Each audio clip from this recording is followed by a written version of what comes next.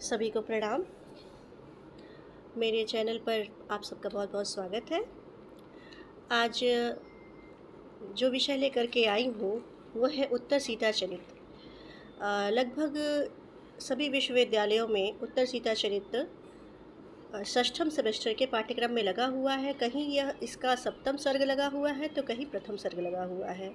सप्तम सर्ग का सारांश मैंने पहले ही डाल रखा है अपने चैनल पर और आज मैं उपस्थित हूँ उत्तर सीता चरित के प्रथम सर्ग के सार संक्षेप को लेकर के आप सबके समक्ष। सनातन कवि रेवा प्रसाद द्विवेदी द्वारा विरचित संस्कृत महाकाव्य उत्तर सीता चरित के 10 सर्गों के 694 पद्यों में अयोध्यापति श्री रामचंद्र जी के जीवन का वनवास, उसके पश्चात के संपूर्ण उत्तर चरित का निबंधन इस ग्रंथ में किया गया है। वनवास की अवधि पूर्ण कर श्री राम रावण का वध करके अयोध्यापुरी लौटते हैं। उसके पश्चात भगवती सीता विषयक लोकापवाद फैलता है और भगवती द्वारा अयोध्या की जो है नगरी निवास के अयोग्य ठहरा दी जाती है। वहाँ स्वयं माता सीता अयोध्यापुरी का परित्याग करती हैं और गंगा के तट पर अपने पुत्रों को जन्म देती हैं। महर्षि वाल्मीकि के आश्रम में पुत्रों को विद्या अधिगम के लिए ले जाती हैं और वहाँ से लेकर के माता के अभ्युत्थान समाधि तक का वर्णन इस ग्रंथ में किया गया है। भगवती सीता का उनके कौलीन से दूषित अयोध्यापुरी का स्वयं ही परित्याग कर देना और अंत में अभ्युत्थान समाधि के माध्यम से शरीर त्याग करके मोक्ष मार्ग पर गमन करना इस महाकाव्य की विशेषता है। तो आप सबके समक्ष प्रस्तुत है इस महाकाव्य के प्रथम सर्ग का सार संक्षेप। 14 वर्ष का वनवास की अवधि पूर्ण करके भगवान श्री राम अयोध्यापुरी लौटते हैं।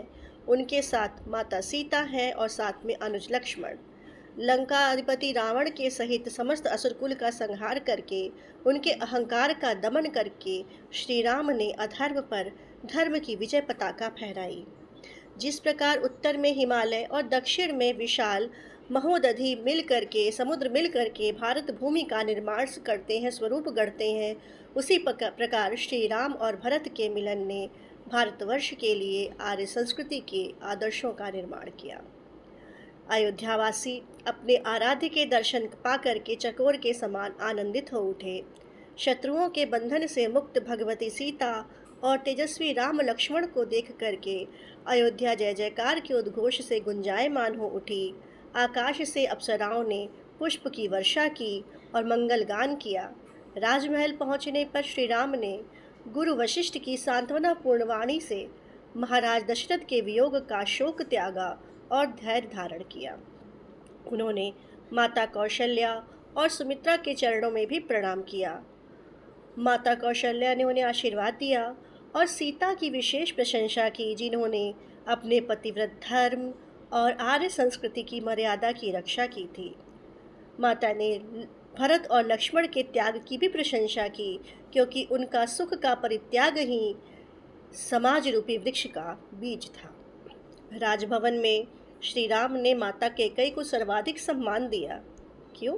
क्योंकि उदारता पूर्वक उन्होंने जो स्वीकार किया कि कैकेयी ने कि अगर नहीं होती तो फिर उन्हें अपनी वीरता, उन्हें अपने क्षत्रिय पौरुष को सिद्ध करने के लिए किस प्रकार से एक लक्ष्य मिलता, एक मार्ग मिलता और रावण वध जैसी ईश्वरीय लीला को पूर्ण करने का अवसर प्राप्त होता।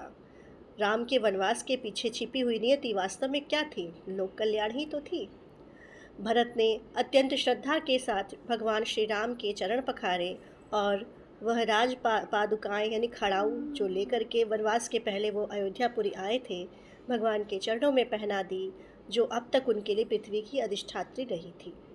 कुलगुरु वशिष्ठ ने इस स्नेहपूर्ण मिलन को देखकर संतोष व्यक्त किया।